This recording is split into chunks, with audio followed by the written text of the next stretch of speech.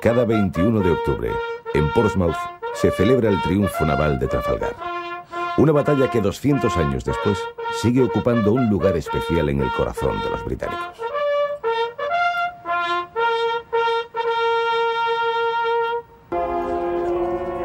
La Marina Real Inglesa derrotó en Cádiz, al sur de España, a una poderosa escuadra franco-española.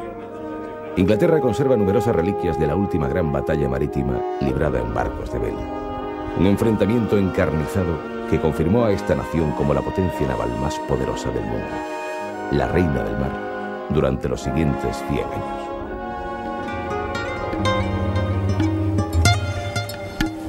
A 2000 kilómetros, en Cádiz, tampoco se ha olvidado la contienda. Sinónimo de dolor, pérdida y derrota para España.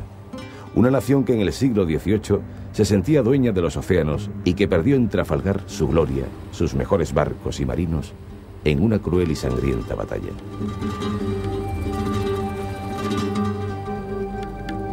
La batalla de Trafalgar tuvo lugar el 21 de octubre de 1805. Las guerras navales habían alcanzado entonces tal dimensión que para construir sus barcos, España e Inglaterra acabaron con los bosques propios, nutriendo sus astilleros militares de la madera procedente de Escandinavia, Alemania, Rusia, la India o el Caribe.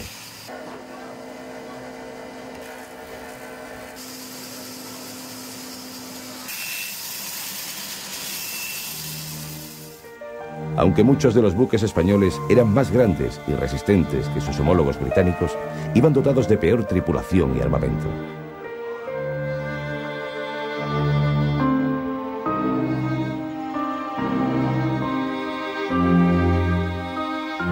El astillero de la Carraca, en San Fernando, conserva la placa instalada por el rey Carlos IV para recordar aquellos años de plenitud. Tu regere imperio fluctus hispane memento. Acuérdate, España, que tú registe el imperio de los mares.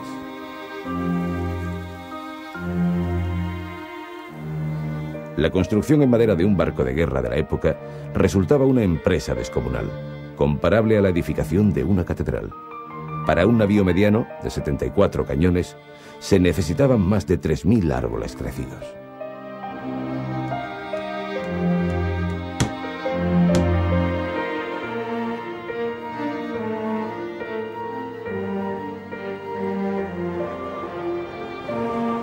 En este fondo de saco de la bahía estaban situados los astilleros de La Habana, donde se fabricaron con preciadas maderas de Cuba los buques más grandes de la época, como el Santísima Trinidad, el mayor del mundo, una joya con 4 puentes y 136 cañones.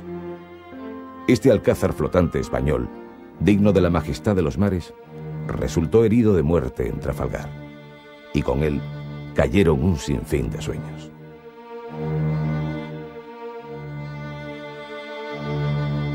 Napoleón, necesitado del poderío naval español, forzó a Carlos IV a una alianza contra Inglaterra, eterna rival de ambos. El rey español aceptó ir a la guerra en parte porque carecía del talento y de las energías necesarias para enfrentarse al emperador francés, y también indignado por los ataques británicos a buques españoles en tiempos de paz.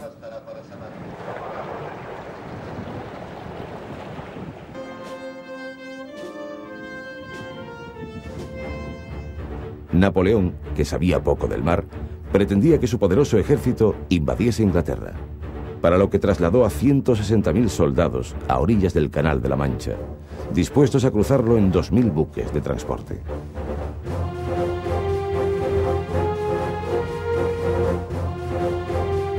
Solo necesitaba una poderosa flota de guerra para alejar de allí a la flota británica que protegía las islas. El emperador diseñó sobre el papel un plan de difícil ejecución. Envió una escuadra franco-española a las Indias Occidentales para hostigar las colonias inglesas con el objetivo de que Gran Bretaña mandase tras ellos a la flota que protegía el canal. Pero de regreso al continente, los ingleses la descubrieron casualmente a la altura de Finisterre y atacaron a la escuadra combinada, haciéndola huir para refugiarse en Cádiz, a la espera de nuevas órdenes del emperador. La tragedia era inminente.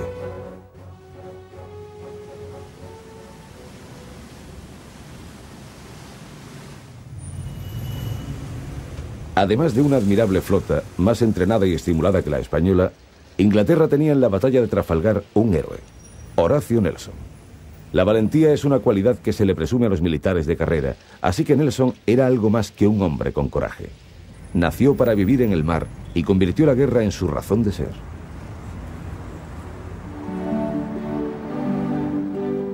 En Inglaterra perdura un verdadero culto al almirante, del que se conservan toda clase de objetos personales.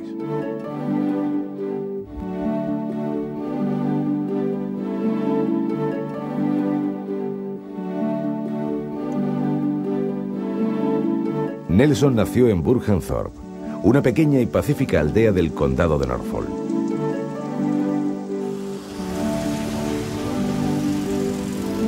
Aquí todo le recuerda.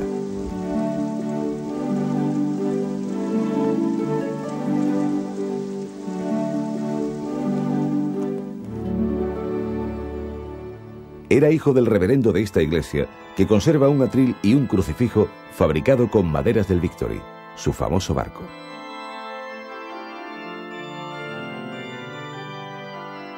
En el pueblo permanecen las tumbas de su familia y hasta el pub lleva su nombre.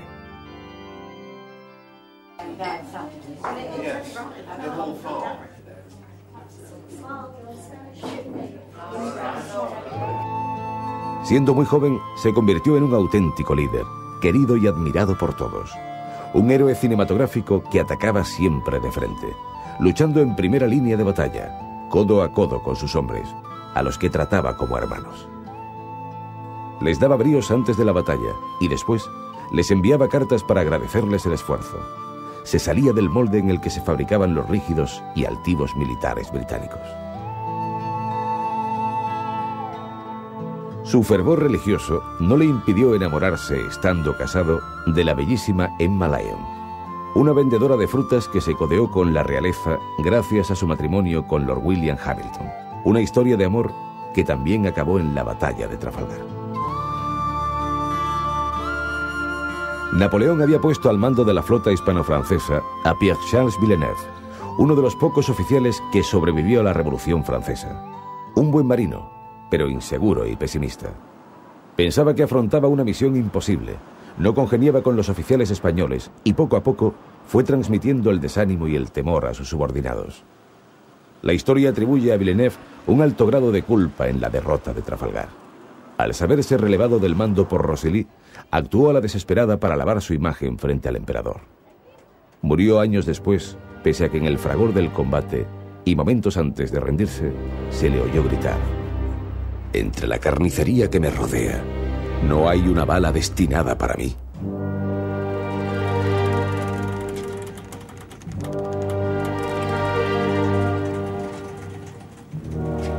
Con Carlos IV, la Marina española entró en una situación desastrosa como consecuencia de la postración del país y de la desidia de sus gobernantes. Muchos barcos se pudrían en los puertos por falta de marineros y otros se perdieron en batallas navales o fueron entregados a Francia. No había tripulaciones instruidas ni posibilidades de crearlas debido a las epidemias y a la miseria que recorría el país.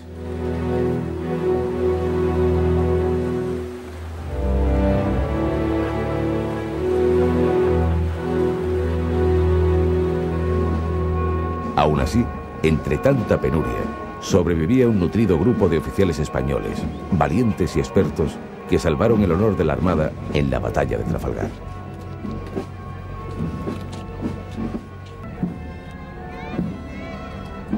Más hombres de ciencia que lobos de mar, militares como Gravina, Alcalá Galiano, Escaño, Churruca o Valdés, deslumbraron como brillantes científicos que impulsaron la hidrografía, las matemáticas, la astronomía y la ingeniería naval.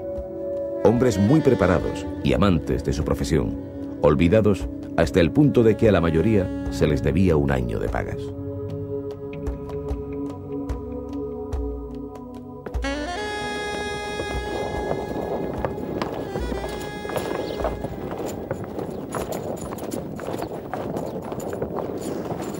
Todo aquello también se perdió en Trafalgar.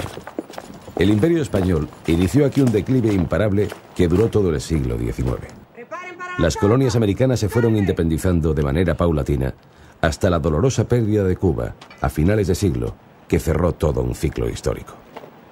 En las costas de Santiago aún pueden verse los restos de la escuadra española que sucumbió frente a la de los Estados Unidos en la famosa batalla que dio fin al Imperio Español. 30 años después, solo contaba con 3 navíos para asegurar las costas españolas y defender las colonias que empezaban ya a independizarse. El declive del poderío naval tocó fondo en la Guerra de Cuba, donde los mambises y la escuadra americana derrotaron al debilitado ejército español.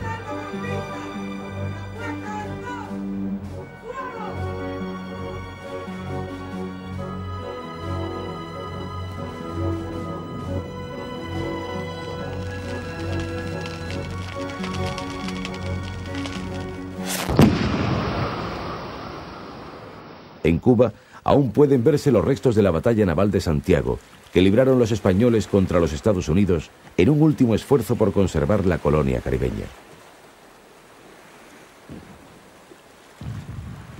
Fue la última batalla de un imperio moribundo.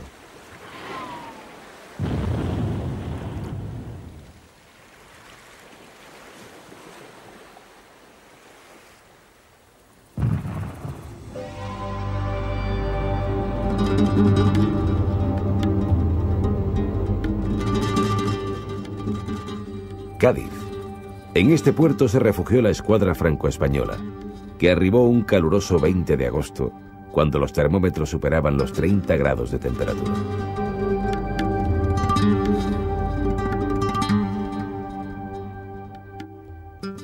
La estampa sería semejante a la que ahora ofrecen los grandes veleros procedentes de todo el mundo, que periódicamente se concentran en la ciudad.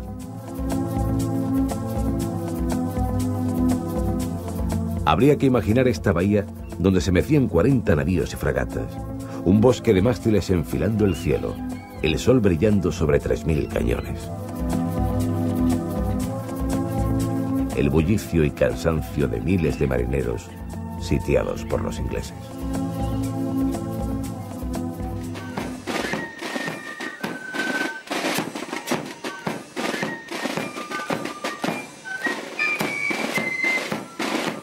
La escuadra británica fue llegando poco a poco y finalmente, el 28 de septiembre, arribó Nelson en el Victory, lo que supuso una inyección de ánimo y moral para los marinos ingleses, agotados y aburridos por el largo bloqueo.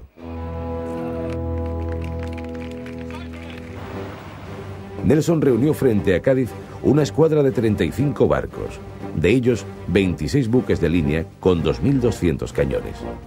Una artillería menor sobre el papel, pero no en la práctica. Los ingleses empleaban minuto y medio en preparar y disparar una bala de cañón, mientras que franceses y españoles tardaban casi 5 minutos.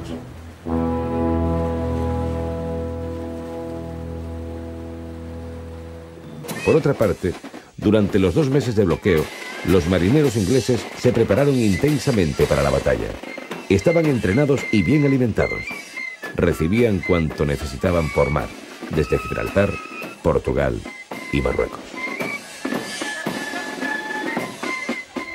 En Cádiz, sus adversarios pasaban hambre. La ciudad se recuperaba de una epidemia de fiebre amarilla que había matado a miles de personas en Andalucía y a gran parte del ganado. 17 días antes de la batalla, la situación de la escuadra era tan desesperada que Federico Gravina llamó a las puertas del ayuntamiento, donde le facilitaron 600.000 reales para cubrir las necesidades más urgentes de la flota. Era el presagio de una catástrofe.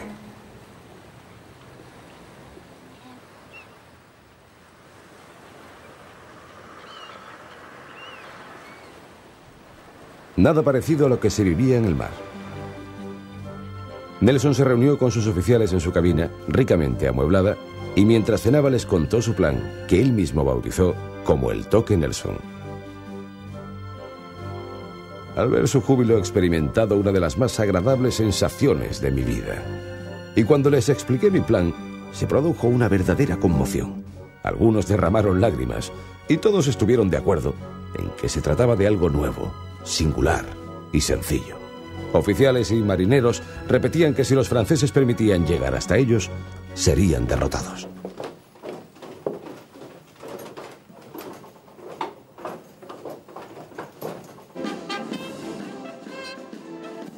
El 8 de octubre, Villeneuve también convocó a sus oficiales en el Bucentaure para comunicarles su intención de abandonar Cádiz y enfrentarse a los ingleses en alta mar.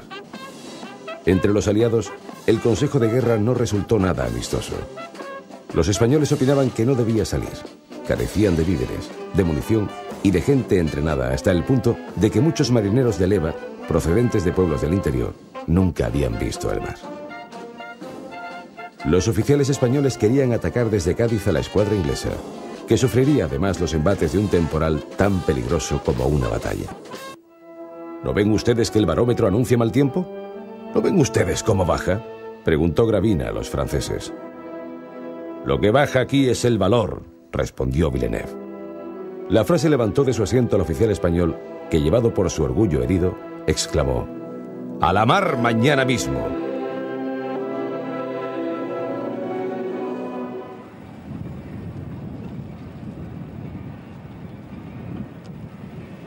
El 19 de octubre, la escuadra abandonó lentamente la ciudad, perseguida por los ingleses.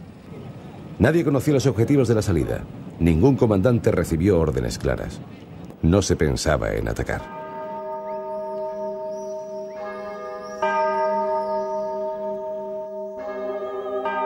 Subidos en las blancas azoteas y torres, con anteojos de larga vista y el corazón acongojado, los gaditanos vieron partir a la flota que dejó una estela de pesimismo y desolación. Todos temían lo peor. Tanta gente acudió a rezar a la iglesia del Carmen que se organizaron turnos para entrar. Desde allí divisaban la escuadra con sus proas enfilando hacia el cabo de Trafalgar.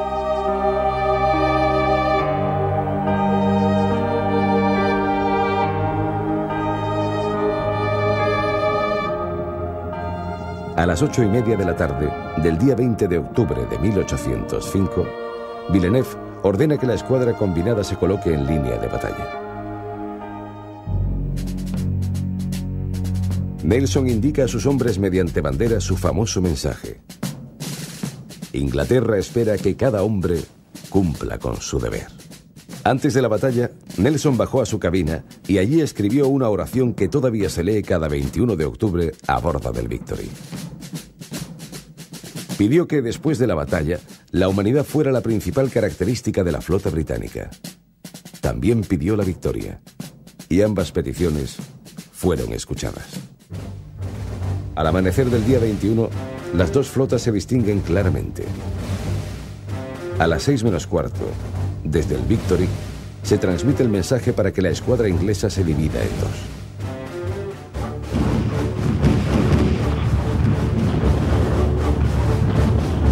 Toca zafarrancho. Los tripulantes trasladan los cois para amontonarlos en las bayolas. Lo que antes era una cama se convierte ahora en barrera de protección. No hay marcha atrás.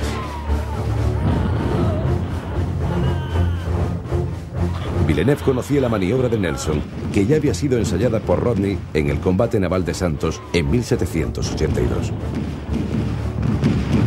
Pero no hizo nada para evitar el acoso inglés. Su decisión de formar una sola línea de batalla, impidiendo a Gravina maniobrar independientemente, privó a los aliados de una fuerza separada, ágil y muy bien situada, lo que hubiese entorpecido a la escuadra de Nelson. Cuando Villeneuve percibe que no hay escapatoria, ordena virar en redondo, desoyendo una vez más a Gravina. Pretende volver a Cádiz, recibiendo el viento a babor, pero solo consigue romper la formación, ahorrándole trabajo a los ingleses. Los marineros se pelean ahora con las velas y las jarcias, vapuleadas por el fuerte viento. Cada buque español debe batirse con varios británicos. Ya todo es sangre, fuego y dolor. En el alcázar del Victory, Nelson dirige con maestría el ataque. Luce cosidas en la chaqueta todas sus condecoraciones que brillan como el oro. Un blanco perfecto. El disparo de un soldado del buque insignia francés se clava en su espina dorsal. Bendito sea Dios. He cumplido con mi deber. Nelson muere un cuarto de hora después de la victoria. España pierde también a la mayor parte de sus oficiales.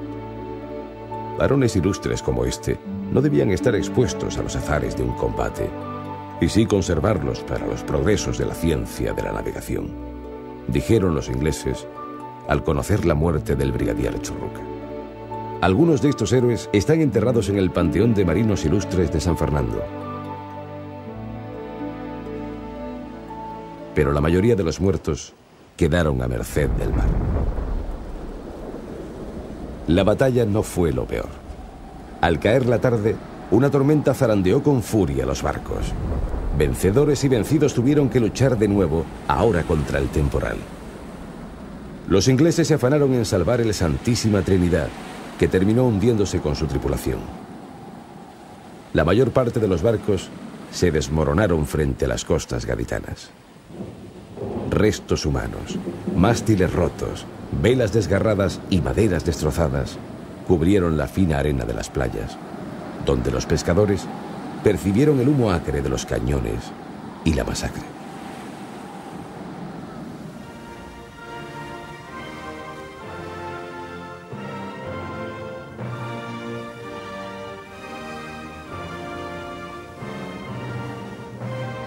En Gibraltar, una tumba recuerda a los marineros ingleses fallecidos.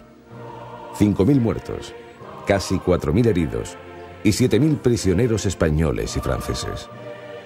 Ese fue el balance de la batalla.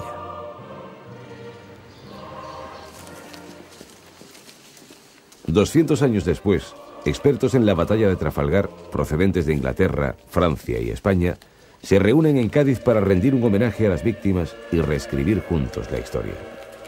Esta batalla, fuente de inspiración de artistas y escritores, no tuvo gran influencia en la guerra franco-inglesa, que duró 10 años más.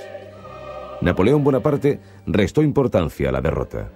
Cuentan que cuando le comunicaron el resultado, el emperador se encogió de hombros y dijo: «Yo no puedo estar en todas partes».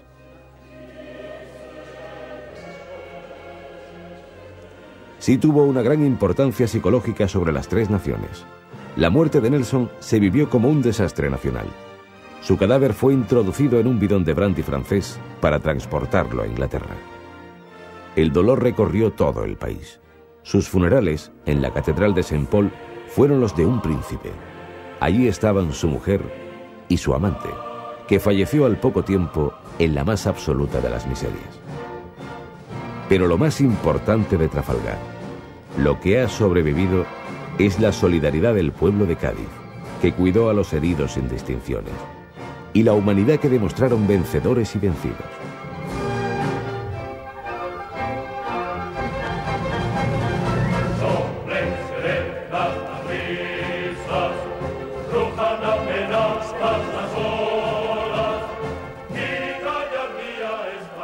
El gobernador de Cádiz envió un mensaje especial al almirante Collingwood, que había tomado el mando tras la muerte de Nelson, y se ofreció a liberar a los marineros que naufragaron por la gran tormenta que siguió a la batalla.